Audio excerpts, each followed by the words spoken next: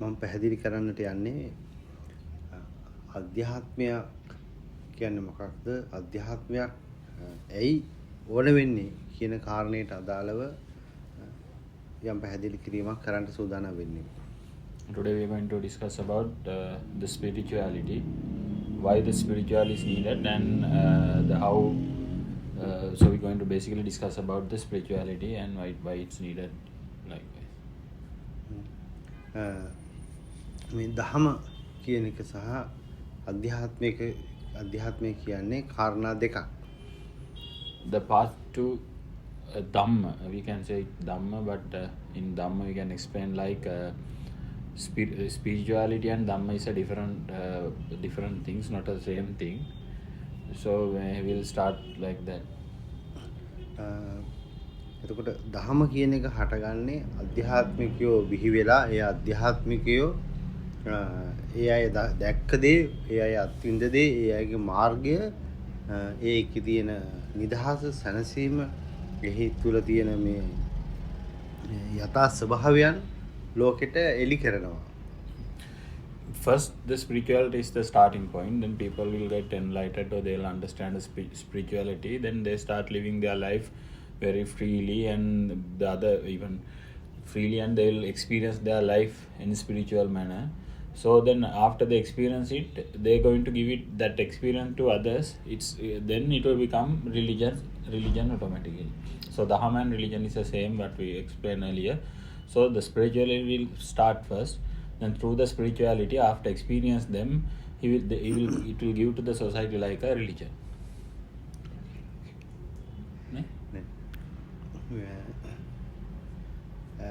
එතකොට ඒ අධ්‍යාත්මිකයෝ කතා කරලා ඒ අයගෙන් බිහි වෙන කියන දේවල් අනිත් මිනිස්සු ඒක අත්දැකීමකින් තොරව ඒ අය සංවාදයකින් හෝ නියත විදිහට හරි ඒවා වෙනම කරුණු විදිහට ගොඩ ගහ ගන්නවා. The people go through the spiritual path, they will experience it. Then the people who doesn't go in the spiritual path, what they're going to do is they just as information, they're going to take all the information as the spirituality, and they will fill their head with all those ideas. It's not their experience, it's just like idea they will take to their head and they store in their mind. එහෙම තමයි දහම හැදෙන්නේ. That's how the religion will create it, or religion was created and it will create it in the future also. ජේසුස් වහන්සේ, බුදුරජාණන් වහන්සේ ඇතුළු විවිධ අධ්‍යාත්මික ගුරුවරු කතා කරේ අධ්‍යාත්මයක් තමයි කතා කරේ. නමුත් මිනිස්සු එක ආගමක් දහමක් බවට පත් කරගෙන. The for example, Lord Buddha, Jesus, they discuss and they were experience the spirituality, but the people who doesn't without experiencing it, and they will make it like a set of information. Through that only religion was created.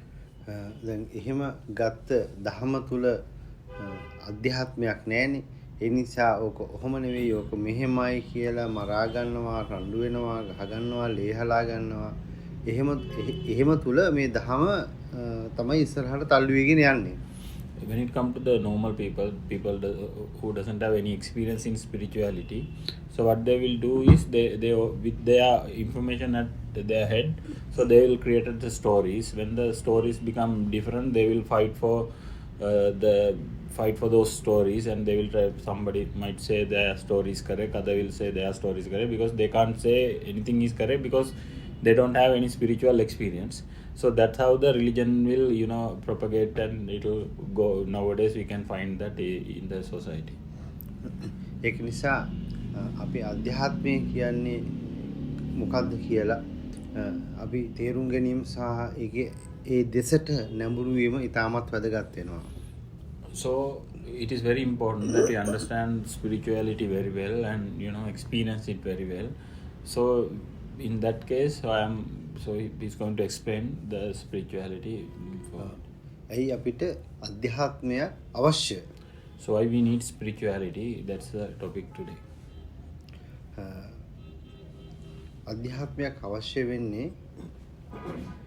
ඔබේ බාහිරින් අපි කියනවා ඇස කන නාසය දිව ශරීරය කියන මේ පංචේන්ද්‍රයන්ට හොඳයි කියලා හිතන දේවල් ටිකක් තියෙනවා. ඊට අමතරව ඔබේ අභ්‍යන්තරයට හොඳයි කියලා හිතන එකක් තව තියෙනවා.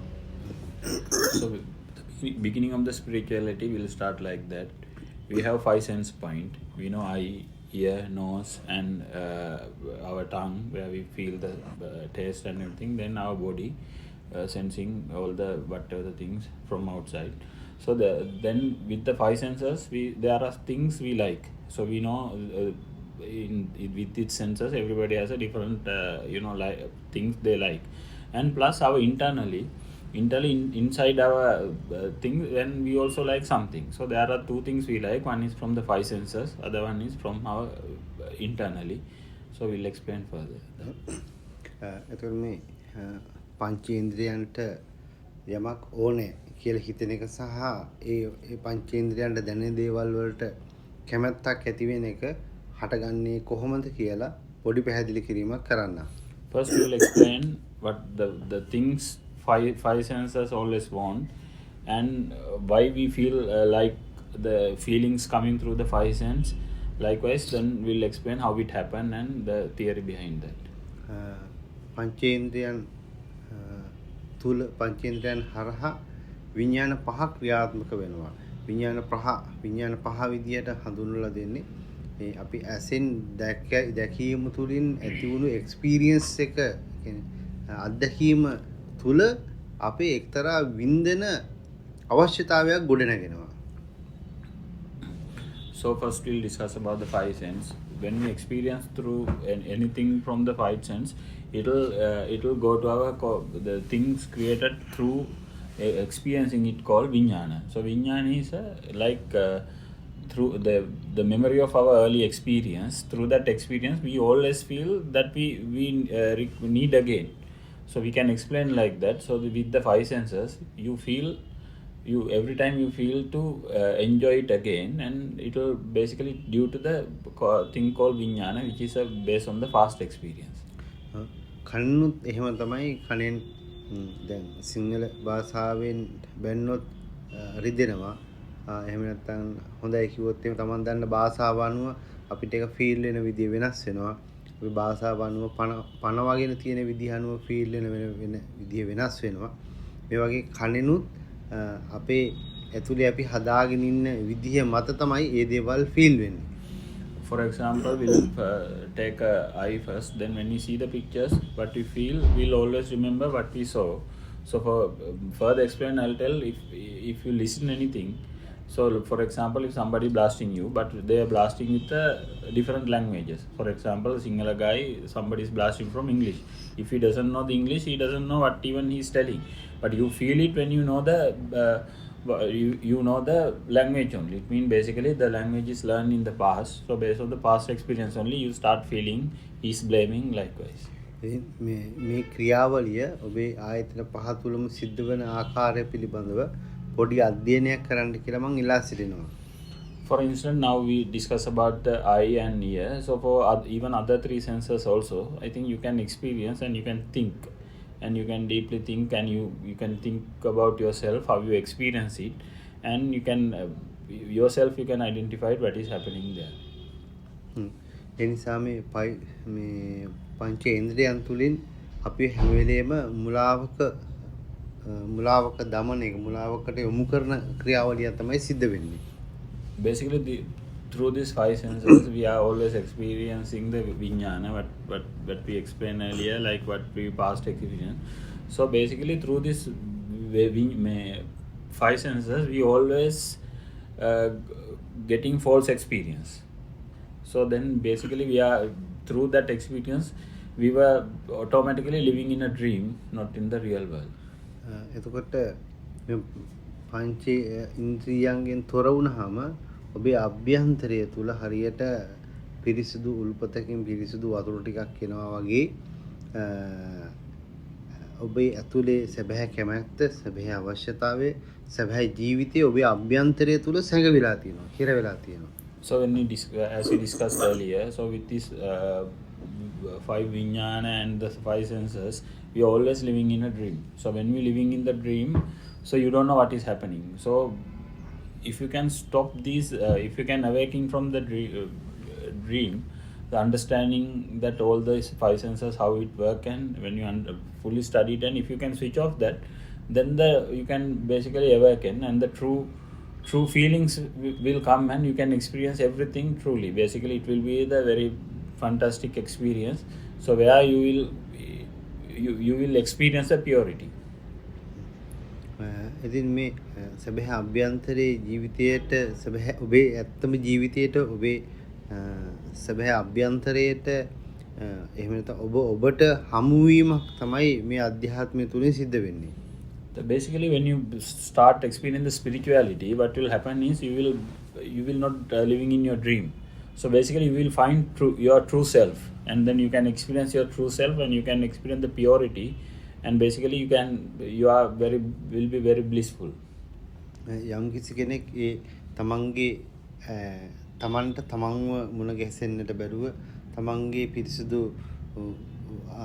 අපි ආත්මය කියන පුළුවන් පිරිසිදු ස්වභාවය මුණ ගැහෙන්නේ නැතුව මැරිලා ගියොත් එහෙම ඔබ මායාවක් ඉපදිලා මායාවකට අහු වෙලා ඉඳලා මැරිලා ගිය කෙනෙක් බවට පත් වෙනවා. For an instant you just think that if you doesn't know your inner feeling, so you always living in a dream, and if you are dying on your dream, that will be very bad news for you. So we are asking you to come out. Just think that if you can come out, waking up to your dream, and you can experience the purity, and you can experience everything. You can see you through yourself. It will be the nice thing to do. ඒක නිසා ඔබේ මේ ලැබිලා තියෙන ජීවිතයේ මේ real life එක නියම ජීවිතයේ නියම ස්වභාවය අධ්‍යාත්මය මේ කියන කාරණා භුක්ති විඳින්නේ නැතුව මැරිලා ගියොත් ඔබ කියන්නේ මිත්‍යාවකට අසු වෙලා ඉඳලා මැරිලා ගිය කෙනෙක් බවට පත් වෙනවා. ඒ නිසා ඒක අවදි කරගන්න කටයුතු කරන්න කියන එක තමයි මතක් කරන්න තියෙන්නේ. So I'm basically asking everybody that think yourself, and why you are when you are in the dream, you doesn't know you are in the dream. So he was telling that you are in the dream, and as he earlier says, by realizing your five senses and how it happened, then you can start thinking that you can come out from that. So if you didn't come out from that, and if you not come out of that, basically you will live in your dream forever, and you will die in your dream, and that is a waste of their life. So then now you have the good mindset, and you can understand this. So then he is requesting you to come to the spirituality, then switch off understand about the five senses and how it work, and then start experiencing the purity of your life by becoming the spiritual.